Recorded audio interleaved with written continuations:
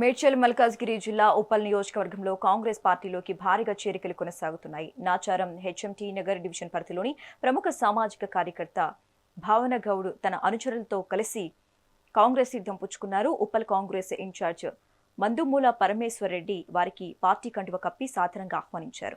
కాంగ్రెస్ ప్రభుత్వ సంక్షేమ పథకాలకు ఆకర్షితులయ్యే ప్రజలు పార్టీలో చేరుతారని ఆయన తెలిపారు. డివిజన్ సమస్యల పరిష్కారానికి పార్టీ బలోపేతానికి శక్తివంచన లేకుండా కృషి చేస్తారని భావన గౌడ్ అన్నారు. ఎన్నో సంక్షేమ కార్యక్రమాలు తెచ్చారు మన ముఖ్యమంత్రి గారు. ముఖ్యమంత్రి రేవంత్ రెడ్డి గారు అంటున్నారు.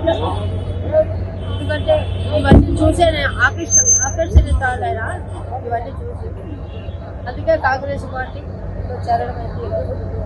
ఎందుకంటే నాకు నచ్చి హృదయపూర్వకంగా నేను చేస్తున్నాను.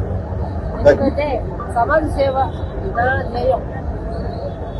అదే కాంగ్రెస్ పార్టీకి పథకాలు తెచ్చింది ఇంతమందికి పేదలకి పెద్దలకి అందరికీ చేస్తుంది కాబట్టి నేను అది గమనించి ఈ పార్టీ అయితే నేను ప్రజలకి బాగా సేవ చేయగలుగుతా అనే భావంతో నేను ఇప్పుడు కాంగ్రెస్ పార్టీకి రావడమైంది. అన్ని అభివృద్ధి కార్యక్రమాలు ఈ రోజు కాంగ్రెస్ ప్రభుత్వం హయాంలో జరుగుతుంది. దాంతో పాటు 10 సంవత్సరాల నుంచి రేషన్ కార్డులు లేవు.